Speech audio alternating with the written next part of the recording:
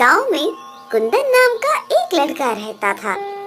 कुंदन बहुत गरीब था और जब वो केवल 17 बरस का था, उसके माँ बाप की मृत्यु हो गई थी। आज तक कुंदन ने सिर्फ दुख ही झेले थे और उसकी जिंदगी में सब कुछ उल्टा ही होता रहता था।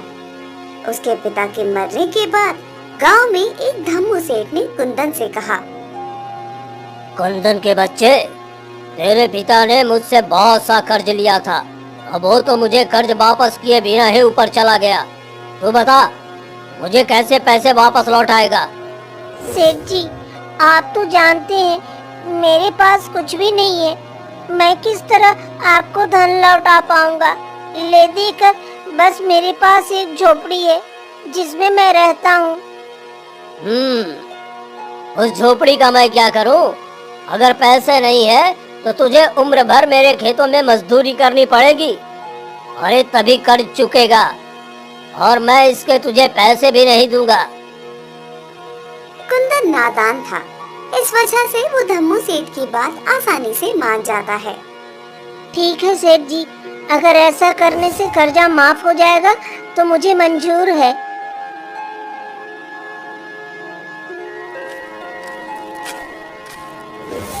फिर क्या था, कुंदन धम्मू सेठ के खेतों में मजदूरी करने लगता है। दिन भर वहाँ मजदूरी करने के बाद धम्मू सेठ कुंदन को सिर्फ रात का खाना ही देता था, और वो भी सिर्फ 2 सूखी रोटियां। ये ले, इसे खाकर सो जा और कल सुबह जल्दी उठकर फिर से काम पर लग जाना। सुबह पैर पसार कर सोते मत दिखाई देना, वरना तेरी खैर नहीं। जी सेठ जी।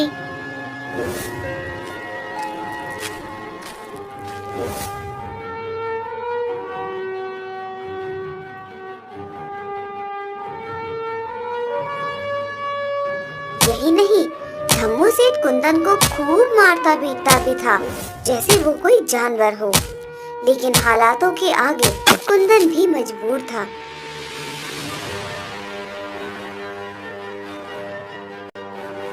ऐसे ही कुछ साल बीत जाते हैं और कुंदन 25 वर्ष का हो जाता है।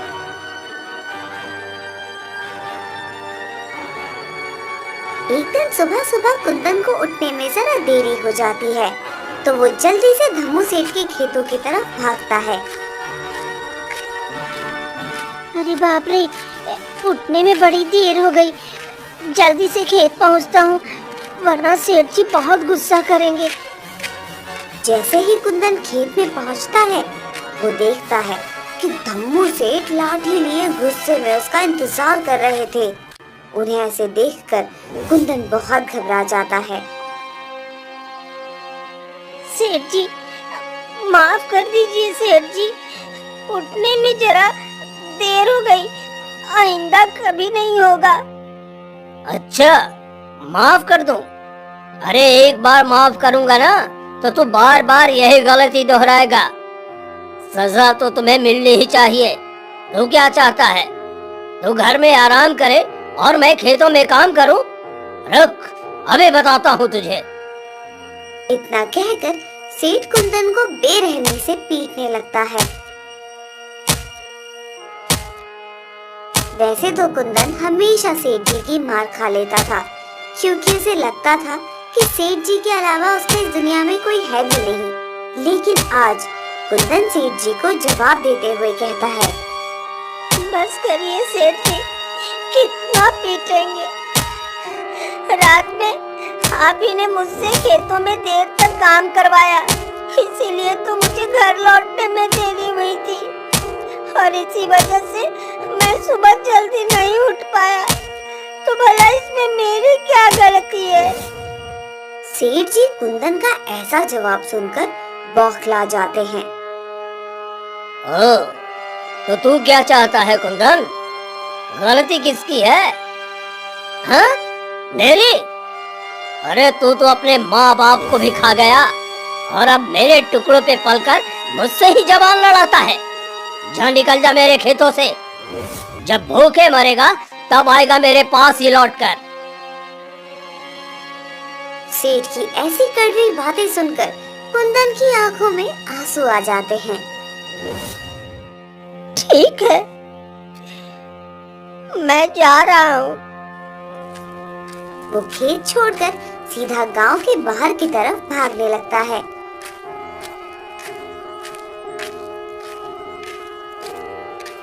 उसे भी नहीं पता था कि वो कहाँ भाग रहा है, मगर कुंदन सिर्फ उस गांव से दूर जाना चाहता था जिसने उसका सब कुछ उससे छीन लिया था। अब कभी वापस नहीं लौट कर आऊंगा, चाहे जैसे मुझे अपना गुजारा करना पड़े। ये सब सोचते हुए भूखा प्यासा कुंदन एक जंगल के पास पहुंचता है और वहाँ एक पेड़ के नीचे बैठकर रोने लगता है। लेकिन तभी उसे झाड़ियों के पास से कुछ आवाज सुनाई देती है। अरे, ये आवाज कैसी? कहीं कोई जंगली जानवर तो नहीं? हे ऊपर वाले, अगर ऐसा हुआ तब तो ये मेरा अंत है।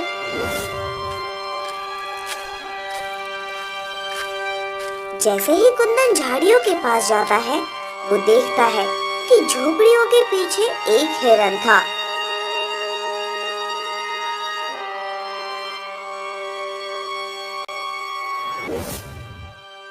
कुंदन हिरन को प्यार से सहलाते हुए कहता है, ओह, तो वो तुम थे। तुमने तो मुझे डरा ही दिया था दोस्त। हिरन कुंदन के साथ कुछ देर खेलता है और फिर उछलता कूदता हुआ भाग जाता है। लेकिन तभी कुंदन की नजर सामने एक पेड़ के नीचे बैठे साधु पर पड़ती है। साधु बैठकर तप कर रहे थे। कुंदन को ऐसे झाड़ियों के पास खड़ा देखकर साधु मुस्कुरा देते हैं और प्यार से उससे कहते हैं, क्या हुआ बेटा, तुम यहाँ क्या कर रहे हो? आओ, मेरे पास आओ। कुंदन साधु के बुलाने पर उसके पास जाता है।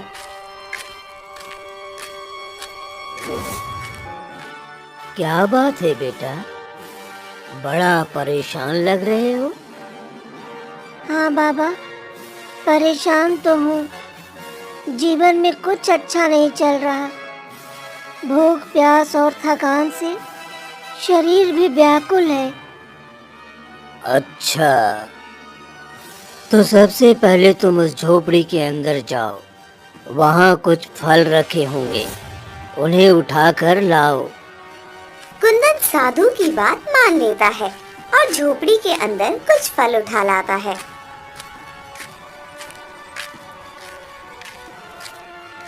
साधु उसमें से कुछ फल लेकर बाकी फल कुंदन को दे देते हैं। ये कुछ फल मेरे पास रहने दो और बाकी के फल तुम खा लो। लगता है सुबह से तुमने कुछ नहीं खाया। कुंदन को ये सुनकर बड़ी प्रसन्नता होती है। धन्यवाद बाबा। आपको कैसे पता चला कि मैंने सुबह से कुछ नहीं खाया था? मैंने तो बस इतना बताया था कि मैं अभी भूखा था।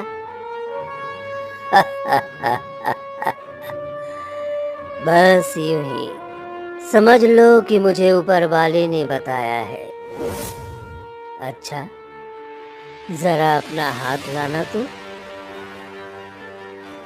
कुंदन साधु की बात सुनकर कुछ समझ नहीं पाता, लेकिन फिर भी वो अपना एक हाथ साधु की तरफ बढ़ा देता है। कुंदन का हाथ साधु बड़े ध्यान से पढ़ने लगते हैं। वाह, ऐसी लकीरें तो मैंने आज तक सिर्फ राजा महाराजाओं के हाथ में देखी है बेटा। तुम तो बहुत तकदीर वाले हो। कुंदन को साधु की बात पर हंसी आ जाती है। ये आप कैसी बातें कर रहे हैं साधु महाराज? आपकी बातों से तो मुझे ऐसा लग रहा है आप मेरा हाथ देखने का सिर्फ नाटक कर रहे हैं और आपको लकीर पढ़ना आता ही नहीं। कुंदन की बात पे साधु मुस्कुरा देते हैं। क्या हुआ बेटा, तुम ऐसे क्यों कह रहे हो? मैंने आज तक अपना जीवन गरीबी में बिताया है बाबा। मेरे माता पिता की मृत्यु हो गई। जीवन भर उस सेठ ने मुझे मारा पीटा। अरे मेरी जैसी किस्मत तो किसी की ना हो। और आप कहते हैं मेरी लकीर महाराजाओं जैसी है और मैं बहुत तकदीर वाला हूँ। ये सब सुनकर साधु महाराज फिर से मुस्कुरा देते हैं। बेटा तुम चिंता मत करो, तुम्हें जल्द ही मेरी बातों पर यकीन हो जाएगा। मेरे ख्याल से तुम्हें यहाँ से पश्चिम दिशा की तरफ जाना चाहिए और ये फल अपने साथ ले जाओ, रास्ते में तुम्हारे काम आएंगे। फिर क्या था, कुंदन साधु के दिए फल लेकर पश्चिम दिशा की तरफ चलने लगता है।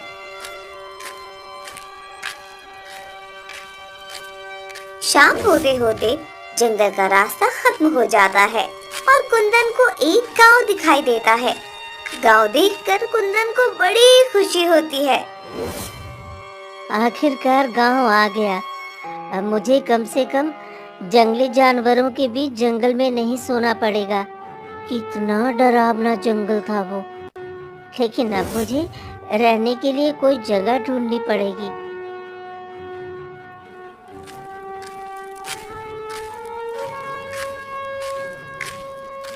कुंदन गांव में इधर उधर किसी काम और जगह की तलाश में भटकने लगता है कि तभी उसे हीरा लाल नाम के एक आदमी की मिठाई की दुकान नजर आती है। हीरा लाल एक बूढ़ा आदमी था और सभी ग्राहकों से बड़े प्यार से बात कर रहा था। कुंदन को देखकर वो उससे कहता है, अरे क्या हुआ बेटा, कौन सी मिठाई चाहिए तुम्हें? तुम यहाँ की तो लगते नहीं हो। जी वो नहीं, मैं इस गांव का नहीं हूँ और मुझे कोई मिठाई नहीं चाहिए। क्या मुझे आपकी दुकान में अभी कुछ काम मिलेगा? बदले में आप बस मुझे आज रात गुजारने के लिए जगह दे दीजिए। अच्छा ठीक है, तुम ये सब मिठाई के खाली डब्बे संभालने में मेरी मदद कर दो। मैंने मेरे निकम्मे बेटे अनुज को कितना बुलाया, वो मेरी मदद करने आया ही नहीं। लेकिन अच्छा हुआ तुम आ गए। आओ बेटा आओ। कुंदन बड़े मन से हीरालाल की मदद करने लगता है। हीरालाल को भी कुंदन से बात करके बड़ा अच्छा लग रहा था।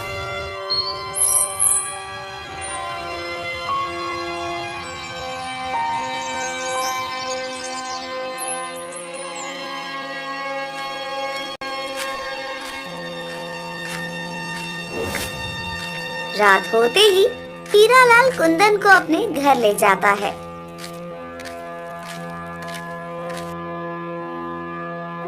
जहाँ पर सिर्फ हीरालाल और उसका बेटा अनुज अकेले रहते थे। अनुज की माँ का बहुत पहले ही देहांत हो गया था। अरे पिताजी, ये किस भिखारी को उठा कर ले आए आप? तमीज से बात करो अनुज, ये कुंदन है। आज रात ये यही रुकेगा, इसने आज मेरी बहुत मदद की है। और तुम क्यों नहीं आए थे दुकान पे? आज कितना काम था। अरे ओ पिताजी, मैं थोड़ा व्यस्त था। हाँ, सब जानता हूँ तू कितना व्यस्त रहा होगा। अरे अपने दोस्तों के साथ घूमने निकल गया होगा। खैर ये सब छोड़ो, मैं जल्दी से खाना बना देता हूँ। नहीं, आप रहने दीजिए, खाना मैं बना दूंगा। आपने मुझे यहाँ रुकने को दिया है, वही बहुत है। वाकई में तुम खाना बना दोगे? हाँ जरूर। और देखना, आपको मेरे हाथ का खाना ना बहुत पसंद आएगा। फिर कुंदन हीरालाल और उसके बेटे अनुज के लिए स्वादिष्ट खाना बना देता है। वाह, क्या खुशबू आ रही है। आओ कुंदन, तुम भी बैठो। हम सब साथ में बैठकर खाते हैं। क्या मैं आपके साथ? हाँ, और क्या। आओ आओ। कुंदन जब ये देखता है कि हीरालाल उससे इतने प्यार से बात कर रहा था तो उसकी आंखों में आंसू आ जाते हैं और वो उन्हें गले लगा लेता है। क्या हुआ बेटा, ऐसे भावुक क्यों हो रहा है? बहुत अरसे के बाद किसी ने मुझसे ऐसे प्यार से बात की है, इसलिए मन थोड़ा भावुक हो गया। चलिए अब सब साथ में भोजन करते हैं। इसके बाद वो सब साथ में बैठकर भोजन करते हैं।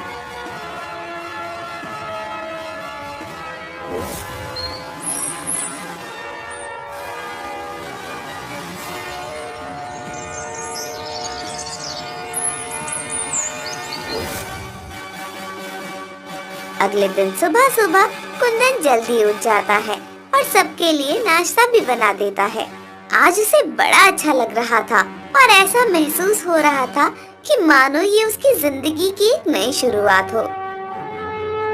सेठ जी उठ जाइए, मैंने आपके लिए नाश्ता बना दिया है और अनुज सेठ को भी उठा दीजिए। आहा, क्या खुशबू है चाय की, वाह। अरे तूने तो मेरा दिल ही खुश कर दिया कुंदन। अरे ऐसे तो सिर्फ मेरी पत्नी ही मुझे नाश्ता बनाकर खिलाया करती थी, तूने तो मुझे उसकी याद दिला दी। और हाँ, ये क्या सेठ सेठ लगा रखा है? हाँ, एक काम कर, तू मुझे चाचा कहकर बुलाया कर। हीरालाल की ये बात सुनकर कुंदन को बहुत अच्छा लगता है। वो खुशी से कहता है, ठीक है हीरा चाचा। अरे अनुज, अरे उठ जा, देख कुंदन ने कितना अच्छा नाश्ता बनाया है। खुशबू से सारा घर महक उठा है। हीरालाल के कहने पर अनुज उठ जाता है। तीनों नाश्ता करने बैठे ही थे कि उन्हें बाहर से ढोल बजने की आवाज सुनाई देती है।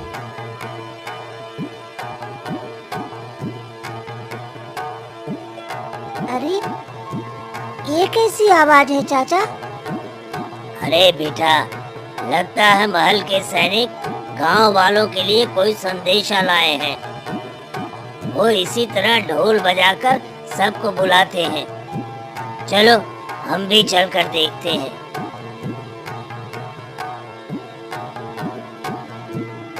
हीरालाल और कुंदन बाहर जाकर देखते हैं तो वाकई महाराज के महल के कुछ सैनिक जो जोर जोर से ढोल बजाकर सबको बुला रहे थे।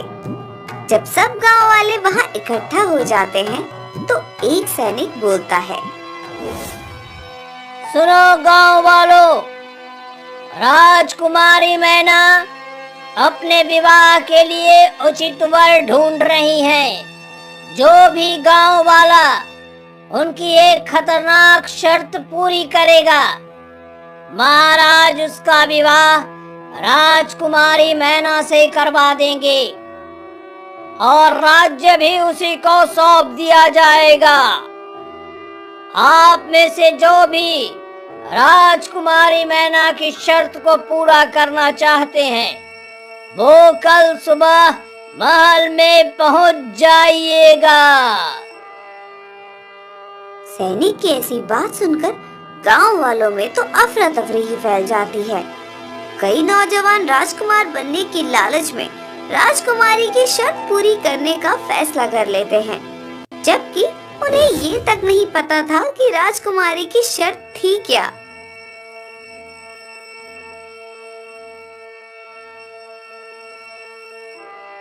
बताओ, सभी लोग अब राजकुमारी की शर्त को पूरा करने का सपना देख रहे हैं। न जाने वो कौन खुशनसीब होगा जिसकी तकदीर बदल जाएगी। जब हीरालाल ये सब सुनता है तो वो भी अपने बेटे से कहता है, ए अनुज, अरे क्यों न तू कल महल में जाकर एक बार अपनी किस्मत आजमा ले।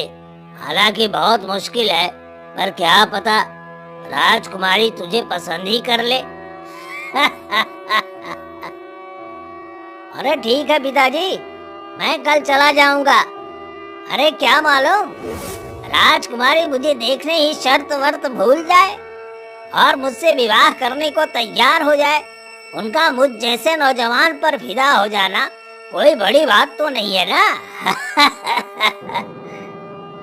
खाली पुलाव पकाना तो कोई तुमसे सीखे बेटा। असल जीवन में बिना कठिन परिश्रम के हमें कुछ नहीं मिलता। जी हाँ, आपने बिल्कुल सही कहा चाचा। मैंने भी जीवन में यही सीखा है। हाँ तो कुंदन, तुम भी इसके साथ कल महल चले जाना। क्या पता तुम्हारा भी भाग्य चमक जाए या फिर तुम्हें वहाँ कोई नौकरी ही मिल जाए। चाचा, मुझे अपनी किस्मत पर तो बिल्कुल भरोसा नहीं है। कहाँ राजकुमारी और कहाँ मैं। लेकिन हाँ, शायद मुझे वहाँ कोई नौकरी जरूर मिल जाए।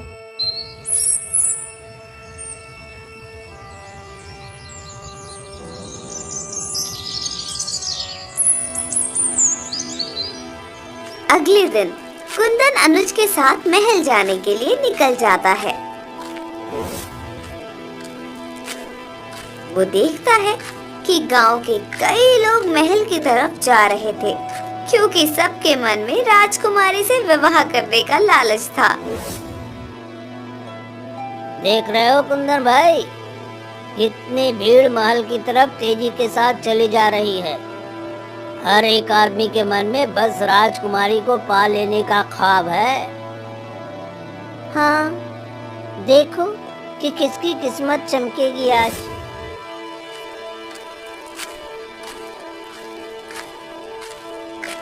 थोड़ा चलने के बाद सभी गांव वाले महल की सभा में पहुंच जाते हैं।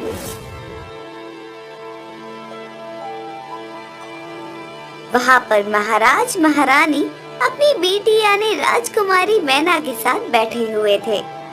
जैसे ही सभी गांव वाले और साथ साथ दूसरे राज्य के कई लोग वहां उपस्थित हो जाते हैं, राजकुमारी कहती है, आप सभी मेरी बात ध्यान से सुनिए। जैसा कि मैंने कहा था, मेरी एक शर्त है और उसे जो भी पूरा करेगा मैं उससे ही विवाह करूंगी। तो क्या आप सब मेरी शर्त पूरी करने के लिए तैयार हैं?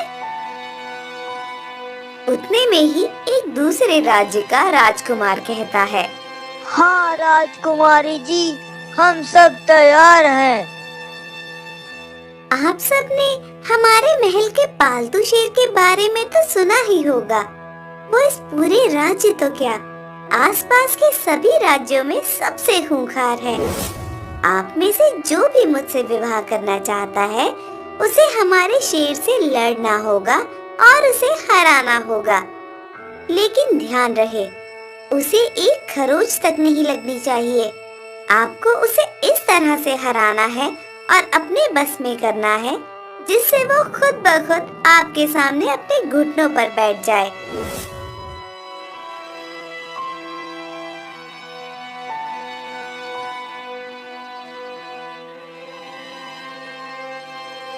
जैसे ही सभा में उपस्थित सभी लोग राजकुमारी की ऐसी शर्त सुनते हैं,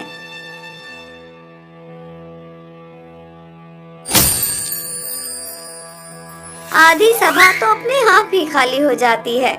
कई गांव वाले और राजकुमार तो अपने घर वापस लौट जाते हैं।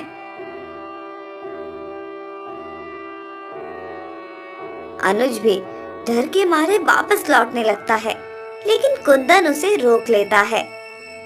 अगर आप यहाँ तक आए हैं तो आपको एक बार कोशिश तो करनी चाहिए ना। जरूर, राजकुमारी ने ऐसी शर्त इसलिए रखी है क्योंकि इसके पीछे कुछ राज है। अरे मैं पागल थोड़ी हूँ जो जानबूझ करके शेर के पिंजरे में कूद जाऊंगा। कुंदन और अनुज भीड़ में काफी पीछे खड़े थे, इसलिए उन्हें राजकुमारी ठीक से दिखाई तक नहीं दे रही थी।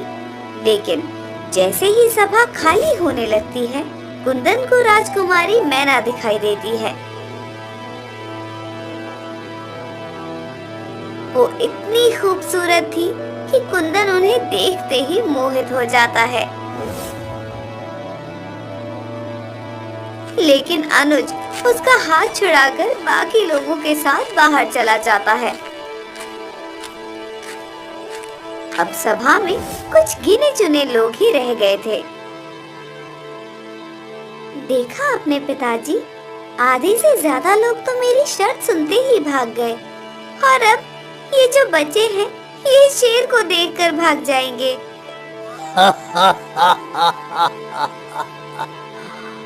बेटी, तुमने रखी भी तो ऐसी ही शर्त है।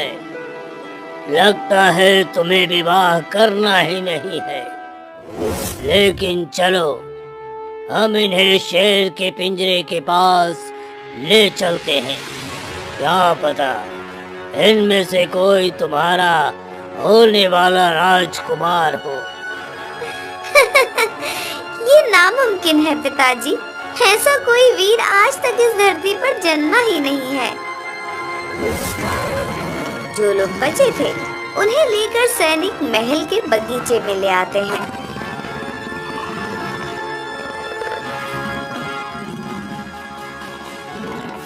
वहीं पर एक बड़ा सा पिंजरा रखा हुआ था जिसके अंदर एक शेर कैद था।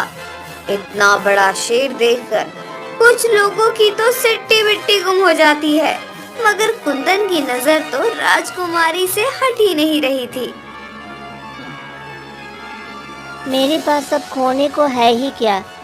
वैसे भी मेरी पूरी जिंदगी इतनी खराब बीती, कौन ही मेरा घर पर इंतजार कर रहा होगा। इसलिए मैं एक बार ये शर्त पूरी करने की कोशिश जरूर करूँगा। क्या पता मेरा भाग्य सचमुच में चमक जाए। जैसे ही लोगों के सामने शेर आता है, जो बचे कुचे राजकुमार और गांव वाले भी थे वो भी भाग जाते हैं।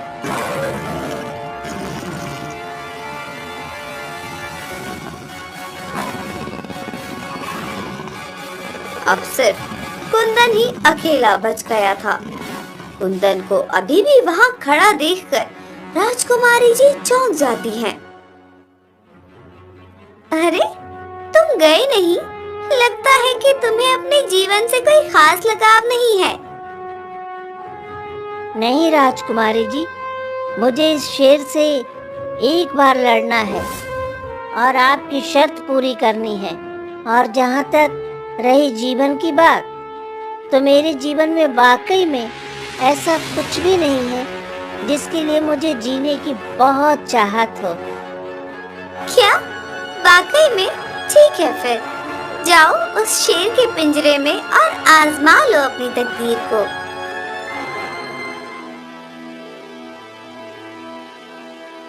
कुछ सैनिक जल्दी से पिंजरा खोल देते हैं और कुंदन अंदर चला जाता है। अंदर शेर गुस्से में कुंदन को देखकर दहाड़ रहा था। कुंदन पहले तो उसे देखकर डर जाता है, लेकिन वो हिम्मत नहीं खोता। शायद राजकुमारी की वो शर्त पूरी करने के लिए मुझे इससे लड़ने की जरूरत नहीं है। मैं इसे शांत कराकर भी तो घुटने के बल ला सकता हूँ। तभी कुंदन देखता है कि शेर के पैरों में तो चोट लगी हुई थी और वहाँ से खून भी बह रहा था। इसलिए शेर और ज्यादा गुस्से में था। ये देखकर कुंदन सब कुछ समझ जाता है। चोट? मगर अभी तक तो किसी ने शेर से लड़ाई भी नहीं की है। इसका मतलब ये कोई पालतू शेर नहीं है, बल्कि जंगली शेर है। इसे पकड़कर हाल में ही यहाँ लाया गया है। मुझे इसे शांत कर देना चाहिए। तभी शेर गुस्से में कुंदन के ऊपर झपट्टा मारता है, लेकिन कुंदन वहाँ से हट जाता है और शेर को ऊपर से दबोच लेता है। इसके बाद कुंदन शेर को सहलाने लगता है। शांत हो जाओ मेरे दोस्त, अभी सब ठीक हो जाएगा। मैं और तुम बिल्कुल एक ही जैसे हैं, मुझे अपना समझकर शांत हो जाओ। शेर कुंदन को अपने ऊपर से गिरा देता है और फिर से उस पर झपट्टा मार देता है, लेकिन इस बार भी कुंदन शेर की पकड़ से बच जाता है और वो शेर को पीछे से पकड़कर सहलाने लगता है।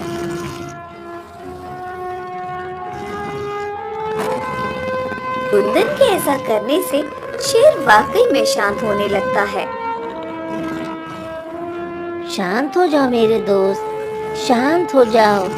मैं तुम्हें तुम्हारे परिवार के पास वापस ले जाऊंगा, उसी जंगल में जहां तुम रहते थे। बस तुम एक बार शांत होकर मेरी बात को समझो। कुंदन की ये बात सुनकर शेर सचमुच शांत हो जाता है और घुटनों के बल बैठ जाता है, जैसे मानो वो कुंदन की बात समझ गया हो और उसे भी अपने घर वापस जाना हो। कुंदन अपने कुर्ते का थोड़ा सा कपड़ा फाड़ता है और उसे शेर की चोट पर लगा देता है। ये नजारा देखकर राजकुमारी और महाराज दोनों ही हैरान थे। बेटी, इस लड़के ने तो तुम्हारी शर्त वाकई में पूरी कर दी। अब तुम क्या कहना चाहोगी? हाँ पिताजी, क्योंकि वो सिर्फ हिम्मत वाला और बुद्धिमान ही नहीं है, बल्कि ये मेरी तरह जानवरों के दर्द को भी समझता है। सिपाहियों, उसे पिंजरे से बाहर निकालो और शेर की मरहम पट्टी करके उसे उसके जंगल वापस छोड़ दो।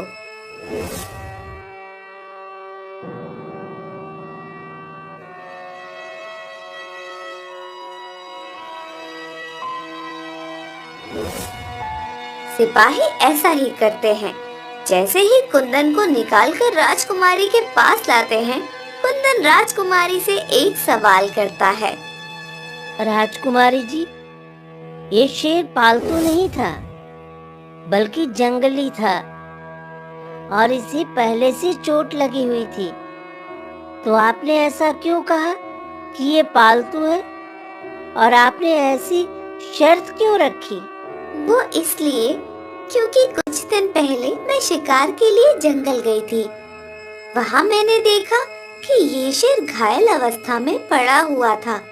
मैं इसकी देखरेख के लिए इसे महल में ले आई, लेकिन ये अपने परिवार से दूर होने की वजह से बहुत गुस्से में था। उसी वक्त मेरे पिताजी मुझसे विवाह करने की जिद कर रहे थे, तो मैंने सोचा कि क्यों ना मैं ऐसी शर्त रखूं जिससे पिताजी भी शांत हो जाएं और मुझे विवाह भी ना करना पड़े। मुझे लगा था कि कोई भी मेरी शर्त पूरी नहीं कर पाएगा, मगर आपने तो ये कमाल कर दिखाया। सही कहा राजकुमारी ने। अब उसका विवाह हम धूमधाम से आपसे कराएंगे। आप ही हमारे राज्य के नए महाराज हैं। ये सुनकर कुंदन बहुत खुश होता है, लेकिन फिर वो कुछ सोच विचार करके राजकुमारी से कहता है। लेकिन राजकुमारी, आप इस शर्त से बंधित नहीं हैं। अगर आपको मुझ जैसे गरीब से विवाह नहीं करना है, तो मैं आपके साथ जबरदस्ती नहीं करूँगा। कुंदन की ये बात सुनकर राजकुमारी मुस्कुराते हुए कहती है, ऐसा बिल्कुल नहीं है। मुझे अपने पति में जो खूबियाँ चाहिए थी वो सब आप में है, इसलिए मैं आपसे खुद विवाह करना चाहती हूँ। फिर क्या था, राजकुमारी मैना का विवाह धूमधाम से कुंदन से हो जाता है। ये खबर सुनकर कुंदन का पुराना मालिक धम्मू सेठ का तो सिर ही चकरा जाता है और कुंदन के हीरालाल चाचा तो बड़े खुश होते हैं। कुंदन राज्य का नया राजकुमार बन जाता है और राजकुमारी के साथ मिलकर राज्य चलाने लगता है। उसे साधु की बात याद आती है और उसे सचमुच लगने लगता है कि वो बहुत तकदीर वाला है।